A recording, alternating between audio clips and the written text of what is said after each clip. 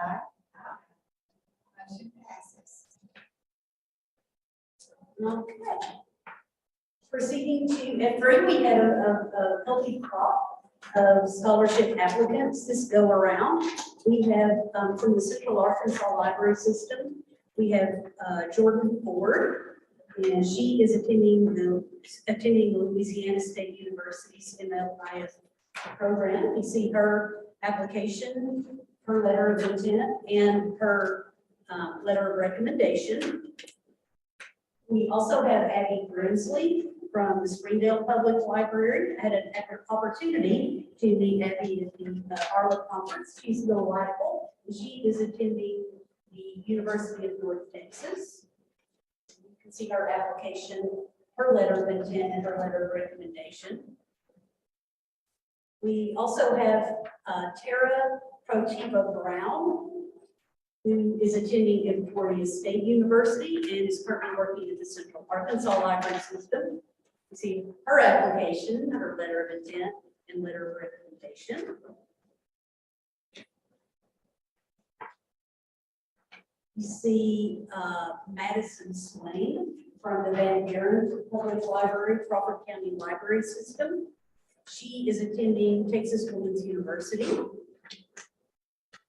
See her letter of intent as well, and her letter of recommendation. And then lastly, I believe, we have Elizabeth Woolley, who I had the pleasure of working with when I was at the Central Arkansas Library System. She is attending Emporia State University, and you see her application, her letter of intent, and her letter of recommendation. So if there are no questions, Discussion? If not, we will entertain a motion to accept the application for scholarship. Thank you.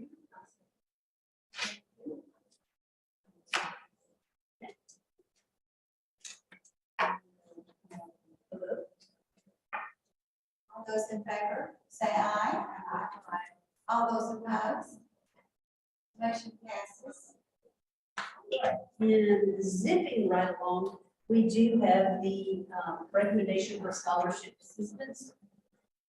These are hours that will be paid out at the end of the fall semester. Most of these are for hours that they're working on this semester, but if they maybe are new to the scholarship program and they had a couple of hours in the bank, we'll pay those at this time as well. So you can see a listing of those, and the sum comes to $47,700. And I know I've asked this before, but I assume we have that. We have that money. Thank you for the question. It's always good to ask if we have it. Any further discussion? Do I hear a motion for this recommendation for scholarship assistance? Yes, ma'am. Thank you. Second, thank you. All those in favor, say aye. Motion passes. Moving on to our board reports, I will give you mine. So following up, once again, about pandemic relief funds and where those stand.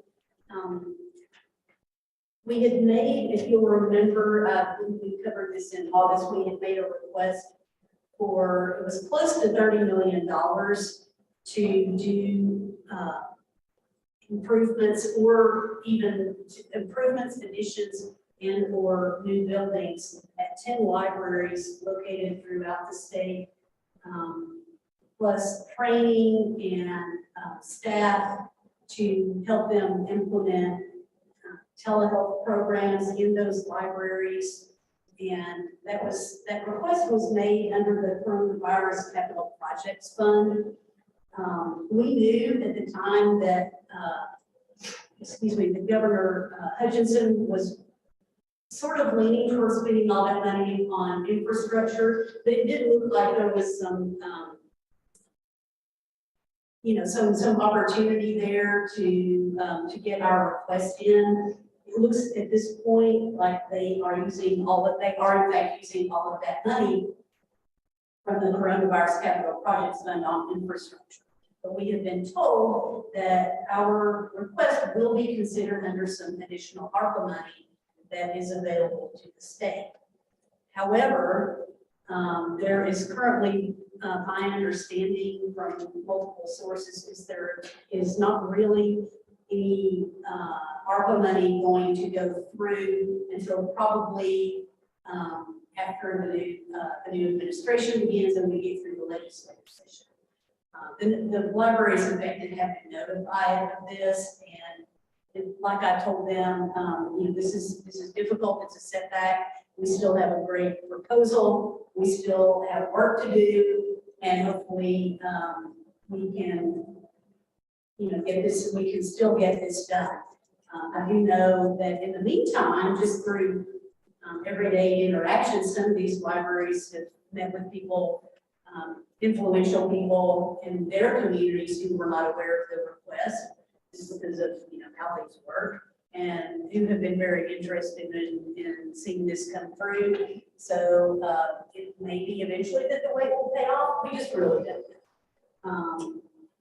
While I'm generally a positive person and I do remain positive, as positive as I was in the beginning, but there's still positivity there. And once again, where we understand the importance of the work to be done, there's always the possibility that we can make other people see that too. And I'm definitely not saying that our money doesn't need to be spent on infrastructure. I don't dispute that one bit. We do need help with our infrastructure.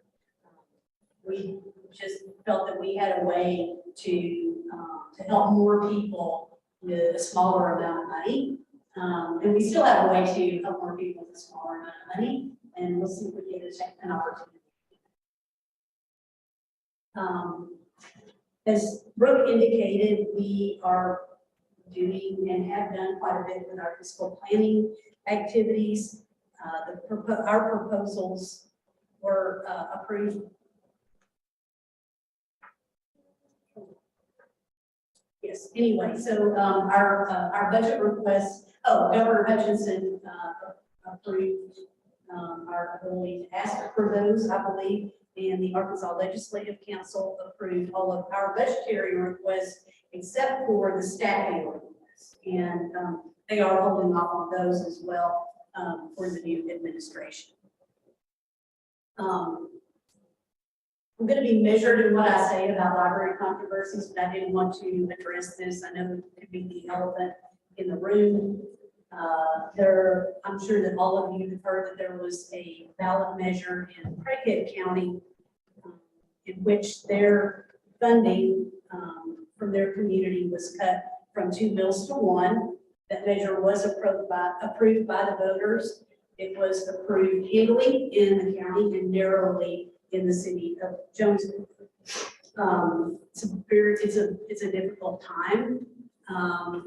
The thing, I've been in libraries for 32 years. I've been in public libraries for 28 years. I have a lot of experience, is what I'm saying.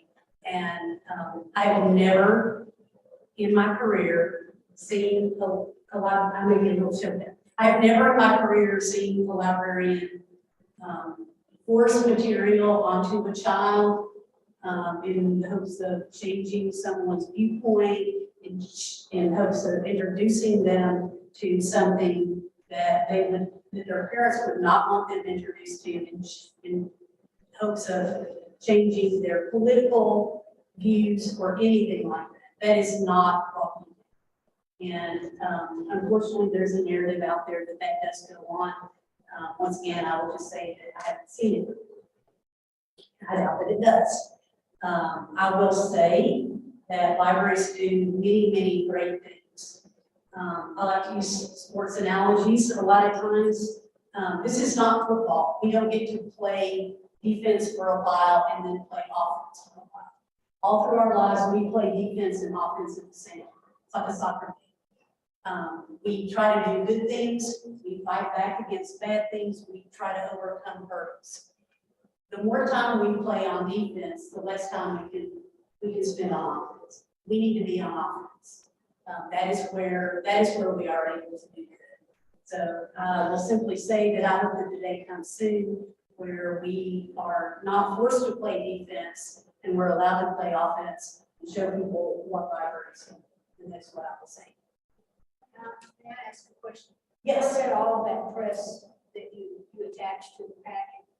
And somebody claimed that their state aid would be reduced because of the millage reduction.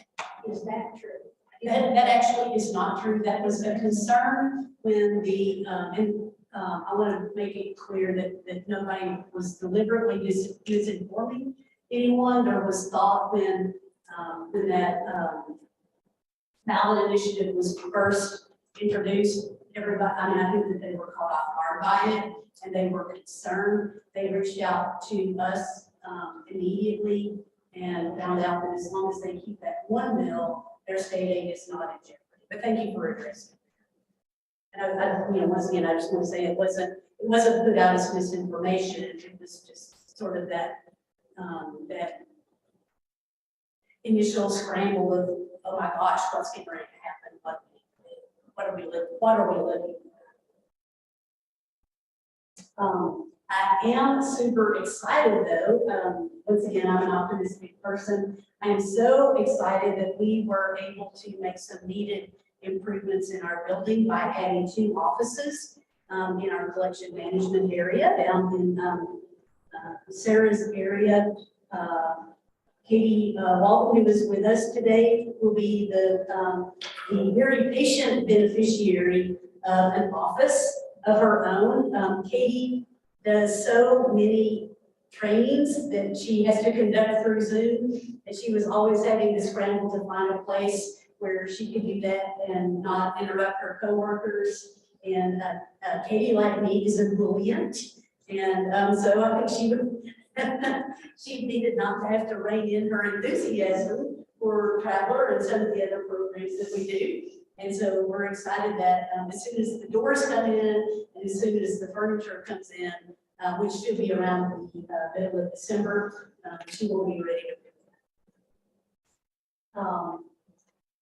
Just wanted to say we had, I'm very proud that we had 8 ASL staff members who presented sessions at the Arkansas Library Association conference, and even the chief of staff at the Arkansas Department of Education, Gina Wendell, she joined us and had a good time and presented a session about a program that they have called Ready for Life, and that had a lot of interest among the public libraries who are going to hopefully introduce that to their constituents, their communities. And that is the end of my report. Kristen, are you prepared to give your report? You want to grab? Oh, whatever. All right. Okay. So, the public library survey we talked about is currently in development. It is in development with our existing vendor, Baker & Taylor. Testing will begin later this quarter. And when I say testing, that just means that all the audit rules and things line up correctly, and the logic of the survey platform is correct. And then the release is set for January 15th. We're sticking with that moved up date. Some of us still, we're 11th hour survey submitters, but I got feedback from a good number of libraries that it really helps to be able to begin earlier.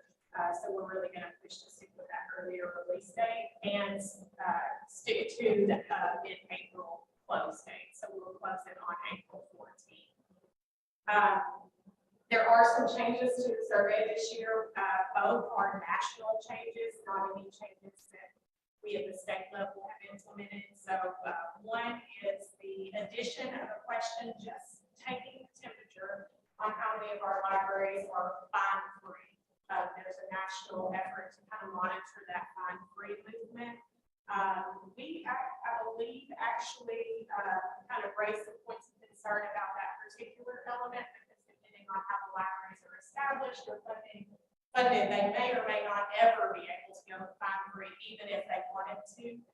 So I say that question will be on the survey, but I want us to be really cautious about interpreting it in a way that might lead someone to conclude that everyone just can go to Pine Creek if they want to. The other change is to asynchronous programming, which is a fancy way of saying your recorded programs. A lot of the libraries were rightly frustrated that we only counted the use of those at 7 days. Nationally, everyone else was frustrated too, so that is transitioning to 30 days. We are also, big change, I don't know, it's been decades that we have used Baker and Taylor as our survey platform. It's not an incredibly competitive field for the people that do this, just because it is a complicated thing. But we are looking for exploring options in terms of a new vendor. We really want someone who can assure us that our data is secure and won't succumb to a breach or raise awareness like what happened with Baker and Taylor this year. We were scared we were going to lose all of our data and never get it back. And it's just, at this point with where we are, it's just unacceptable to not be prepared for a ransomware attack. Additionally, we really want to look at something that is easier for our libraries to use, that's more reliable for them to use, but also allows them to actually use the data to help tell the truth of their story, which is really important right now. Related to that, in December, I will get to Boston together with my other peers from all the different states to talk about the survey in person together for the first time in years. So, this is the first time the federal groups have allowed us to gather together. And during that meeting, we will discuss how just there's a shift at the federal level on the collection cycle. So we're not quite sure how that will shake out in terms of what our individual dates look like at the local level. But when I come back from that meeting, I should have more information there. Fun parts. I did get to go to Arla and before that, the all-in meeting, which was just fantastic. Jen's going to tell you all about that. But as a person that just got to attend, it was lovely. So every time I go to all-in, I'm just so honored that we get to offer something like that. And then it's just incredible to meet all these people that you know are going to be leaving the libraries in just a few years.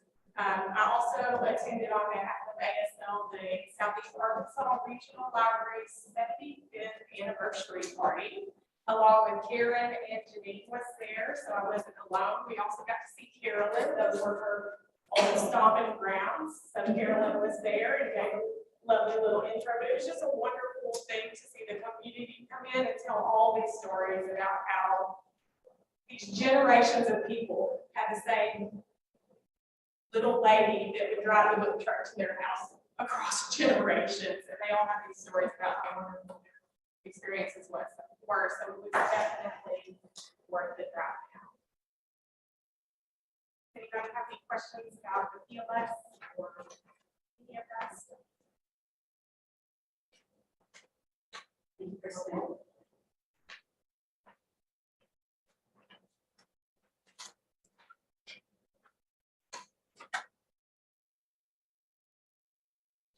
Hi, good morning. For those of you that don't know me, I can't miss everyone, but maybe some of you virtually, I'm Jen Wan. So I'm going to be reporting on all of the library development reports, which is G3 through G7. And as y'all can tell, we've had a very busy quarter. So I'm just going to try to hit the highlights, and if y'all have any questions, I'm happy to answer them. So thank you, Kristen, for mentioning all in.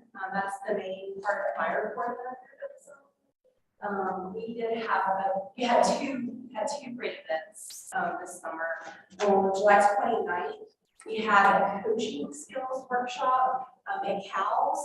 And then on October 13th, we had a communication workshop, which sounds kind of maybe a little boring, but it was fantastic.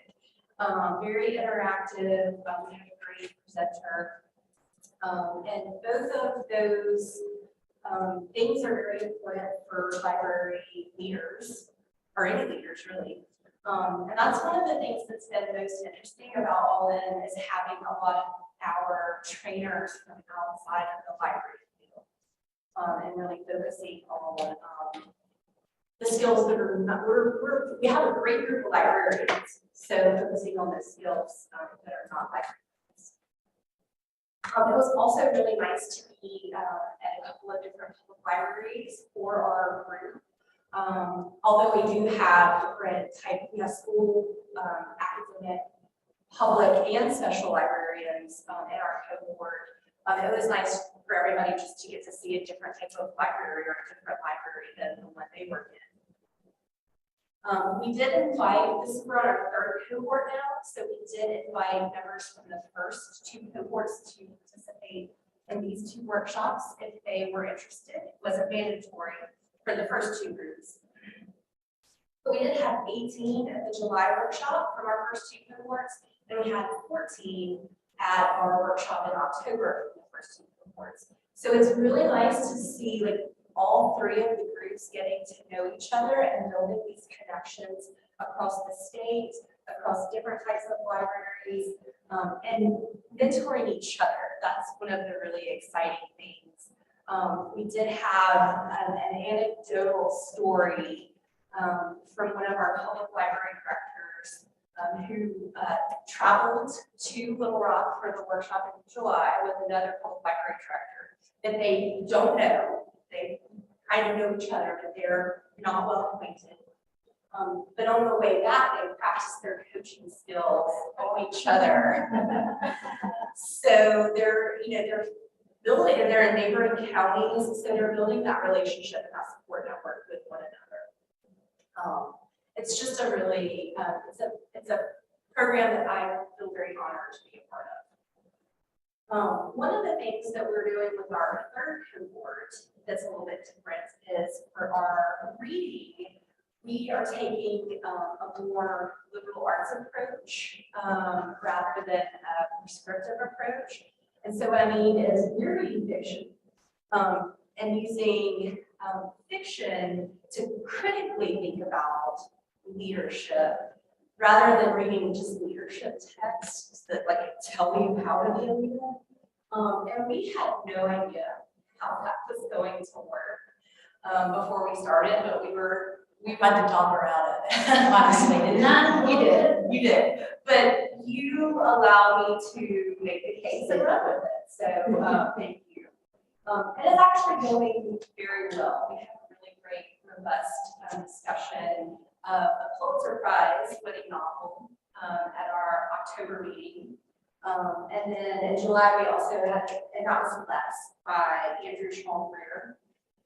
And then in July, we discussed The Alchemist by Paulo Coelho. And then in this coming April, we're going to discuss Watership Down. So, while I am involved with other projects, All In is the real highlight. So if you'll have any questions about All In or any of the other projects in my report, I'm happy to answer those questions.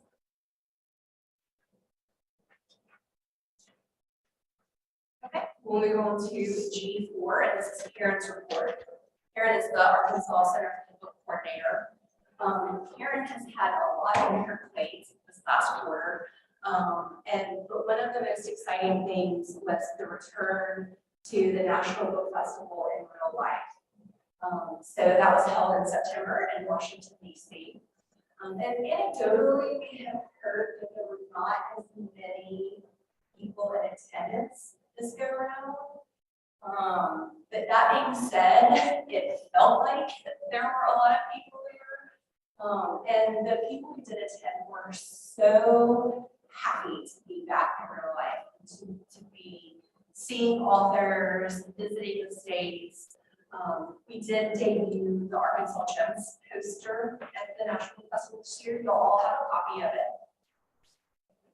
And it's fantastic. I think they just get better every year. But this year we specifically had a couple of people come by the booth asking for the posters. They're so cute. They wanted their own copy. And so we took 600 with us and we gave every single one out. We do still have several available, so if there's a reader copy of the poster, just let us know and here I'll put that out to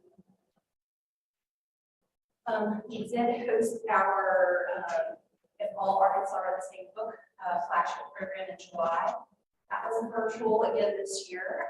The novel is Sea of Tranquility by Emily St. John Mandel.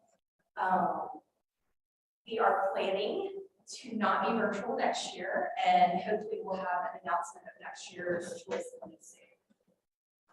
The interview that Karen did with Emily St. John Mandel is available online through January 23rd or January 2023.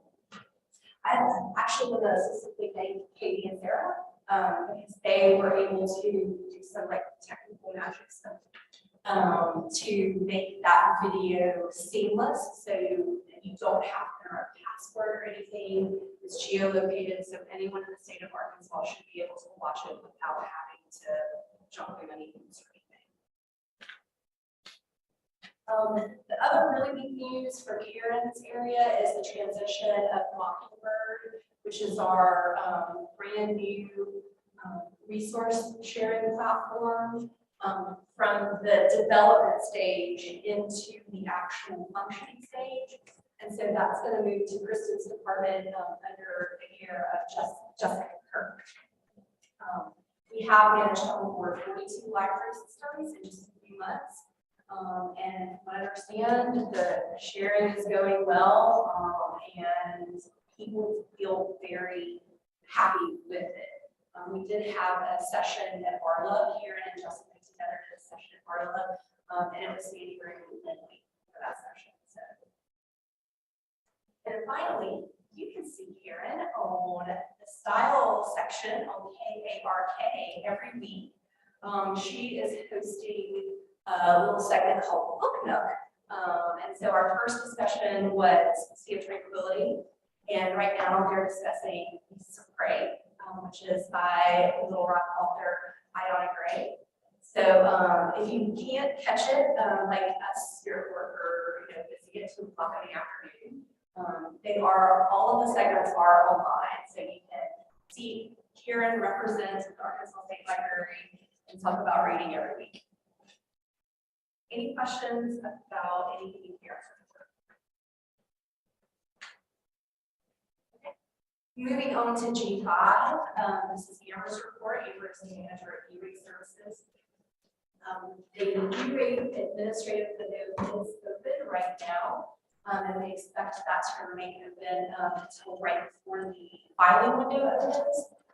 We don't yet have a date on the filing window, but we expect it to open in January and remain open through March.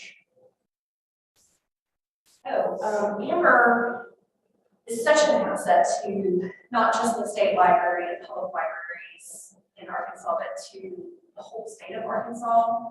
She really has continued to be involved with the broadband sphere on both the state and the national level. So she recently presented in Forest City at the Broadband Action Plus workshop. And specifically, that was about the Affordable Connectivity Program, which is another one of the federal ARPA programs to help low-income families provide internet or have internet access in their homes.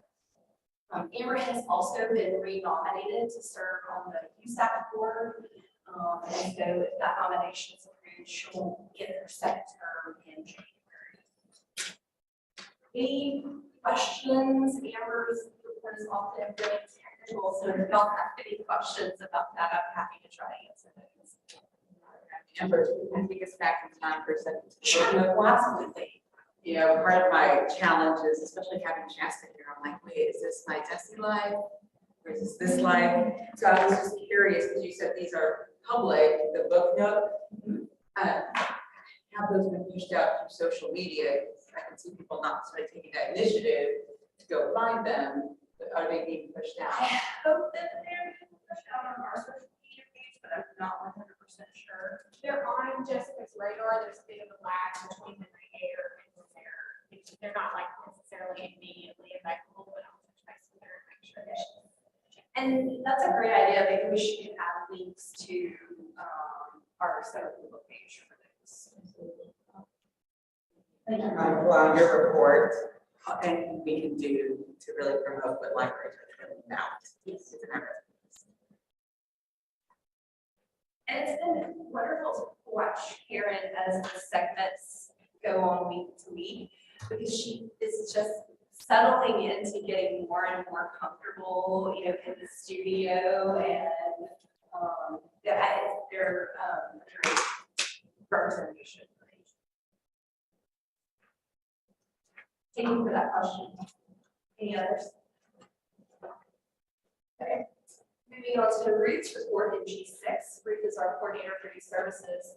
The biggest thing that you will see in Ruth's report is the change of the youth services workshop from March to November.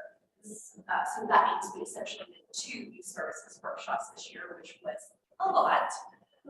But the change was an important one to support public libraries' preparations for summer reading program.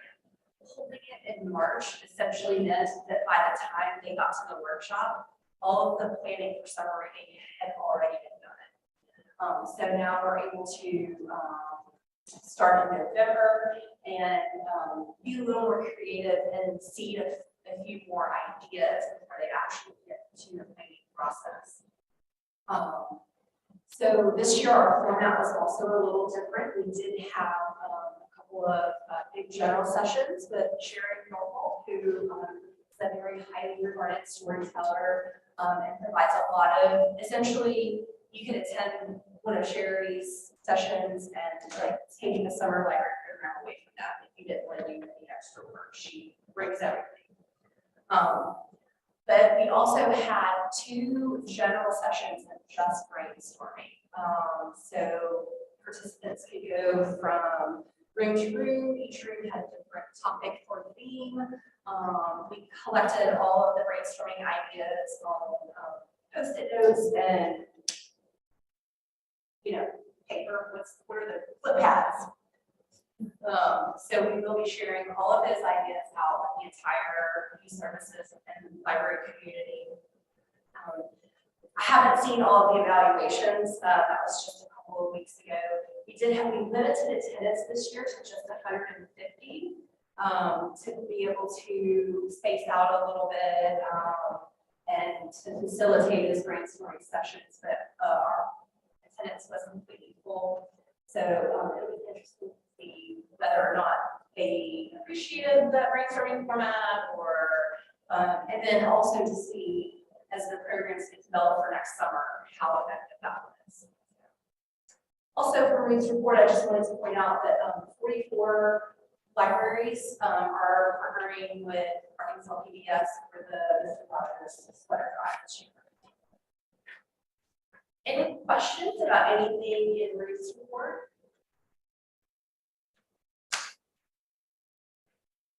Okay. And then last but not least, we'll move on to Janine's report in G7. So Janine is our coordinator for training and development, and as you all remember, this is a new position that took on a couple of big roles that were formerly spread out in library development. And so Janine is coordinating all of the Library Juice Academy and People Connect Institute webinars. Those are 2 services that we've just begun providing with since the pandemic began. And those are both virtual training options. The main difference between the 2 is that the Library Juice courses are very intensive. Each course lasts for 4 weeks, and you have a lot of homework to do every week. But they're excellent courses.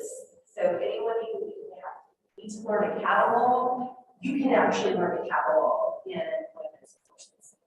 The People Connect webinars are 1-hour webinars that are held every Wednesday afternoon.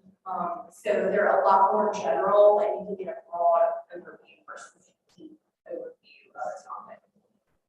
Those continue to be very robust even as we move into more in real life activities.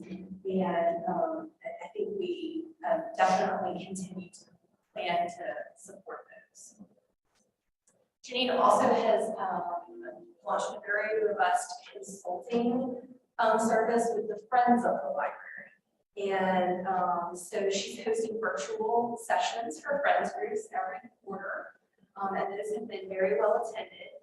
She's also just recently held her first in-person event. We had 14 participants who were members of Friends of the Library groups attend. They did a brochure exchange. And the governor also did a proclamation for National Friends of the Library Week. It was very nice. And recorded a video. It was very complimentary to the work that Friends members do. And so that was, I think, felt very special to receive that message from the governor. Any other questions about Janine's report? Or anything in general about library development? It also mentioned, correct? Hey, Christina, if you would, I know our board members have been here for a while. Let's just get straight into the meat Okay. of the, because I know what you brought. I know what you got at least. Good morning, everybody. So behind me, I have brought early literacy tactile kits that my team has been working on. My team and I have been working on for some time. We're sending out a kit to every public library in Arkansas. A lot of them have already gone out. They include a Braille board book that can be used by a sighted or blind parent with their child, a tactile item, and a tactile page. And then there's also an informational packet about our library and the services we provide. We have a book called Never Touch a Shark. And I know that there's a lot of libraries that are listening in right now, but the sharks didn't travel well. It was our 3D printed baby. It was our 3D printed baby. I was so excited for them. But I want them to know that they will receive a replacement shark. And we have tracked who got what. So through ARPA funds, we were able to obtain technologies like 3D printers and tactile printers that allowed us to make these kits, but they also allow us to train ourselves in the technology so that we can use those things in the future to create bigger and robust programming. The National Library Service does send us ideas for summer reading program, and now we have the ability to create those things easily. I have to give a special thanks to Natalie Marlin, Thomas Sepe, and Becky Fisher. They were able to organize everything and get it sent out promptly. I'm really proud to have them. The boring stuff now. But also I wanted to say, before you leave, you can go by and check your kit out that I have here. There are 2 more books that are not up yet, but we're still putting them together to send them out. Okay, so we circulated around 186,000 books this fiscal year, and we had a total of around 26,500 patient interactions for the fiscal year. I did a little bit of travel last month. I went to the Arkansas Library Association conference, and in December I'll be traveling. Well, it's in Little Rock, so I'll be driving over to the Arkansas Division of Services for the Blind. They have a convention, and we're going to exhibit there to let our services be accessible in that realm, which they do help, they do support us in that way, but it's nice to get your face out there to meet people. In other news, I didn't think this would happen as quickly as it did.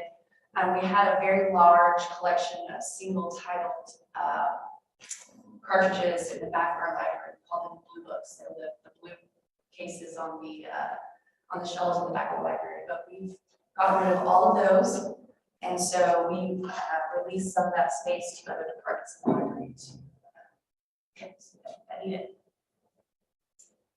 That is it. Is there any questions? Thank you so much, Christina. Congratulations on the. Thank you. I want to make it clear that this is not, Christina is not just talking about one kit to every headquarter library. We're talking about one kit to every single public library, branch, outlet, what have you, in the state of Arkansas. So congratulations. Thank you. Thank you. Okay, Kristen, do you want to read mine? Or would you like me to do it? Okay. I do also want to say, Christina's gone now, so I want to say, I sat down with her and was like, how soon can we get them done? And so I think I pushed her to an earlier deadline than what she was comfortable with. They just all, I mean, it really was incredible when they finally got everything they needed to get going. So it's pretty exciting to see it. Information services, I'm giving on behalf of Michael Strickland, the manager of information services. Michael himself presented at ARLA. He's one of the presenters, the in-house presenters that Jennifer mentioned at ARLA, on an intellectual property basis. Jessica also, I want to mention, she's kind of not in information services anymore, but she was also very involved with ARLA. Michael also continued his work with the DEI committee. He's been working on that for some time and contributing to on our behalf. Sherry Chastain, who has been in information services for 15 years, is retiring in January. There will be definitely a quiet spot where her desk is now. So, and as her final act, she has been roped into volunteering to help plan the holiday party. So we couldn't let her retire without a little mandatory. The first floor displays have been refreshed. There's depictions from Arkansas, Halloween, and historic Arkansas. So all of that kind of highlights the pickup game and the guys from our collection that highlight these things. Sometimes if they're looking at against other organizations and groups within Arkansas to kind of add extra things in there, so you never know what you're going to see. The quarterly total for requests within the interlibrary loan are 573. They circulated 168 this quarter with 396 patrons in the quarter. So 396 is pretty respectable. We don't get a lot of foot traffic where we are. That's pretty respectable number. 84 total reference requests with 14 additional groups. And I don't believe anybody in that group has any training in this final part, or training or travel in the final part of the quarter, but it's not, it's to be completed. Just curious, how do you collect the requests? Sure. I mean, all that, we used to tally mark. Well, everything has changed and nothing has changed. So the ones that come in via phone or foot traffic, those are still tracked that old fashioned way with the tally mark kind of system or something similar. But for online requests, which are the bulk of the requests, those come through a form system. So you can just go in and see how many forms were submitted. I just thought that was something that moved forward that I didn't know about. It's a persistent, process in information. Thank you, Kristen. Sarah, are you ready to?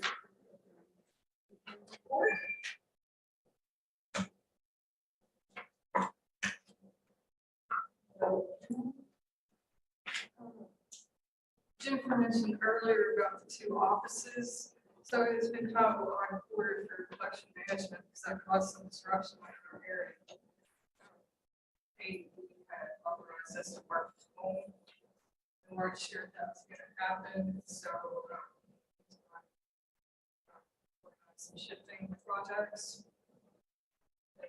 We all are back at work, all the construction stuff for the most part, except for the something they're coming in December sometime. But that was disruption. We have hired a new library technician for the digital services unit, Emily Coates. And started here September 19th. And she's just really taken to the work. She's machines, so. We like machines. It's fitting in really well, so. As far as the shifting projects, we did do downstairs on the first floor is non-circulating collection stacks, as we call it. We took everything off the top and the bottom shelves. It's just really cramped together and not really accessible. So kind of combination of pushing it back, consolidating, what we needed. Quite a bit as we were doing that. We also put a lot of materials to size. The documents collections, they were just really tight, so they put no places. So we did the rules collection towards your staff stands. Very, very happy to annex the showing that Christina. So the actual documents collection starts there. Everything's finished except for the documents. That's about shifting along. So staff that's doing that work. Everybody. Once we get finished with that, we're going to move into the reference collection, which will be interesting. Most of the resources used in this one, so they'll be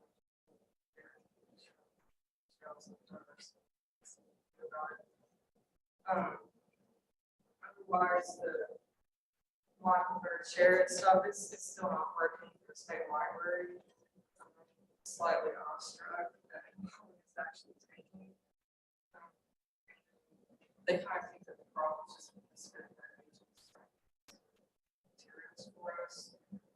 Our holdings are visible with the place, and they have several points. They just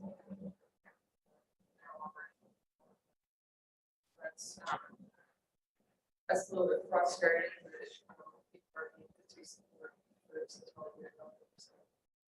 So basically, it's working for everyone but the people who are actually paying for the service.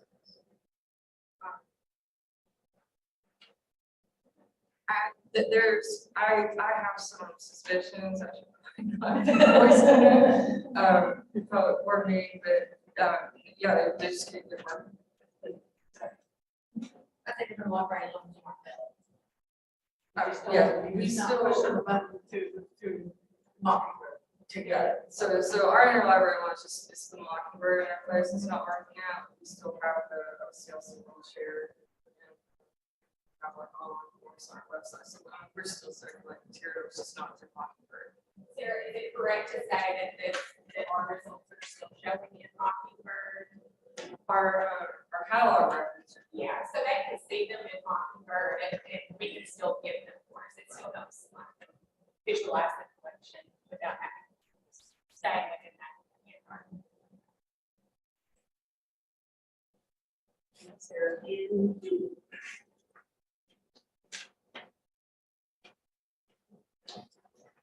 Hello, everyone. I too mentioned the shooting project because it was nice to have that kind of intentional time for us to knock out some of these more manual projects that we've been talking about for quite a while.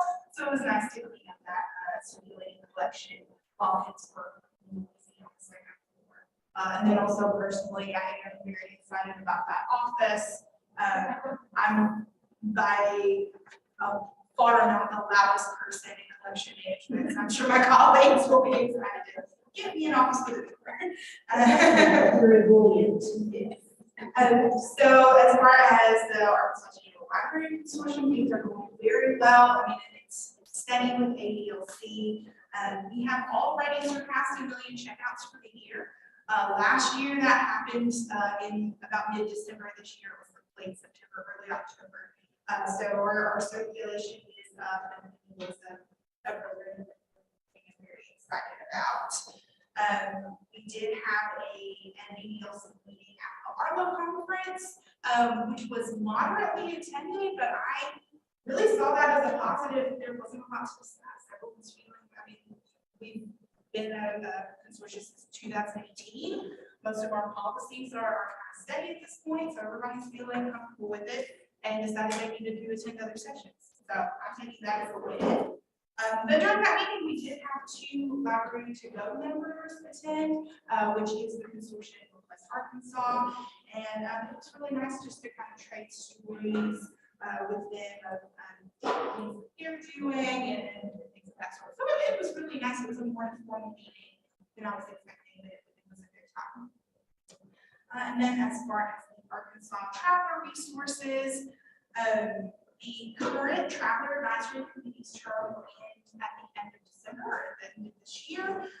So I did send out several emails to the listers to get nominees for that traveler advisory committee. Jennifer has approved the list, and so now we just need to reach out to those who have been chosen to serve on that committee. And that should be within the next week or so that we'll be doing that. With the holiday, and then that week. It feels a little weird to already be talking about a request for proposal for traveler, but that will happen about a year from now. So I'm working do the prep work on that. And then I did give a presentation on the traveler resources at our questions. Thank you. Thank you, Katie. Okay, I'm going to scoot rather quickly through the next little bit, mercifully so. And G12, we have a letter of thanks for support that we provided to the Six Bridges Book Festival. We were able to support them in having the Marie Benedict, the author of The Personal Librarian, at the book festival. The next page is the invitation that we received to Southeast Arkansas Regional Library's 75th anniversary. G13 is all of the public library systems in Arkansas. There have been attempts to unite the Garland County and Saline County libraries. They were hoping to have that done by the first of the year. That has been put on hold because of some difficulties with APERS and getting the retirement benefits to transfer from the county level to the system level. That is still underway, but it's just been put off a little bit. G14 is the list of public libraries by their library development districts. Proceeding on to some clippings that we have. You'll see an article about one of the authors at the Six Bridges Book Festival. I'm not going to dwell on the. We've already talked about the Jonesboro situation. We have that well represented in these clippings. I will say that author Nora Roberts contributed $25,000 to help prevent the cut in funding. So she does that from time to time. I understand when various issues crop up, she steps in to help. And so that was a really big donation and a big help for them as they try to get that campaign underway. There's an article, oh, there it is, romance author donates $25,000. Several more articles about that. That's the library funding deleted. Then we have a nice article about Mockingbird, and that comes from the Woodruff County Monitor Leader. Berryville does an amazing job of getting in the local news. I don't know, they are unstoppable. I don't know, somebody's bringing brownies to someone or something like that. There's a great article about their the records that they broke in Berryville with their summer reading program. The article titled Back in Motion, you see Garland County Library Director Adam Webb. He is obviously one of the two counties that is trying to join forces, but there's a nice article about all of the offerings that they were able to offer with the ARPA money and other pandemic funding. article libraries are losing directors over controversies, and that sort of chronicles the loss of the director and assistant director in Jonesboro, and also a couple more cases from around the nation, and a listing of the most challenged books for the current time period.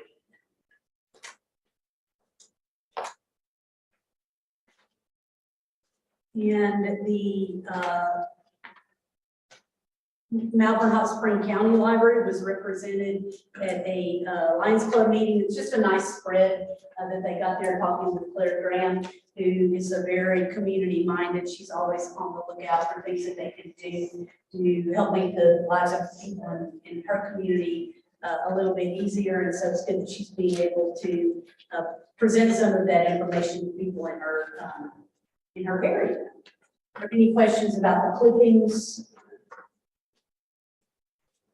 Okay, H1 is the contact information for you guys, and I have a new phone number for Donette that will be published in the next board meeting packet. I guess mine needs to be changed as well. Oh dear, all right, can I get that from you after the, don't let me miss it. All right, we have our library, State Library Board of Bylaws as H3. And we have one more bit of business. Joan, I know that you have been working with Donna to have a slate of officers for the upcoming year. Would you like to present that? Yes, we have two excellent candidates who have graciously agreed.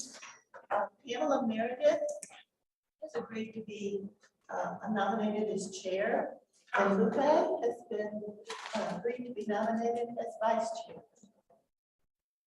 It was more of a tag or get situation, but nomination.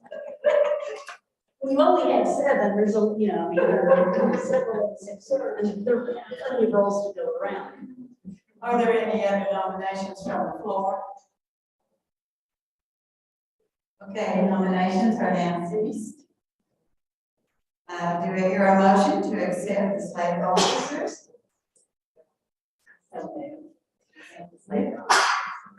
Second, Schwicken. I second. Thank you, Joan.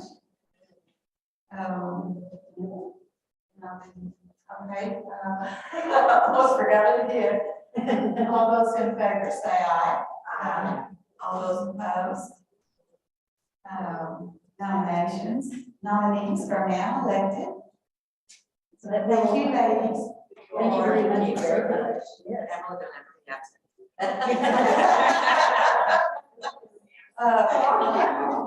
I now pass this gavel to you. While we're in a voting mood, let me be sure that we've got this covered. I think it may be that when we read through the scholarship rules changes, we did not actually get a vote. So is that correct? Okay. So let's see, do we need to, under the circumstances, I'm not sure if does anyone know if we moved again or do we just vote? Is there any, Since the meeting has not been closed, I think we can vote. I think we can vote. What are we voting on? We could vote on the motion to accept the changes To to the the scholarships. We didn't vote, we just had a motion and a second. Okay. Contingent on governor approval. Yes. For public comment. Okay. Okay, do I hear a motion? I think we've already got a motion in a second. We'll just- Okay, all those in favor? Aye. Motion passes. And we got it. Okay. Got it. Lastly, if there are any of us that you need to reach, you can find our contact information in H6. And finally, H7, we are in a situation just like we were this year where We're gonna have a holiday that falls on our normal, what would normally be our board meeting day. The holiday proper is November the 11th, but the state library will be closed on the 10th in honor to mark the holiday. Observe the holiday. Do we want to try to pick another date right now, or do we want to let it? I'll let you. Oh, did you say the same? Okay. That's fine. I was just thinking as it gets closer, something might come up like it did this year. Yeah. 17 is fine. Right, do we, I think we probably should just go ahead and do a motion second and vote, since it is, we do state, I believe in our bylaws that it takes place on the second, that our meetings take place on the second Friday of the months. I move that we change our meeting, our regularly scheduled November meeting for November 17th. At the usual place. All those in favor? All those opposed? Motion passes. Okay. I think, now we can entertain a motion to adjourn. You make the motion to adjourn. This meeting is adjourned. Thank you. And thank you for the people who accepted the tag. They are, And thank you for your patience as we went through. Recording stopped.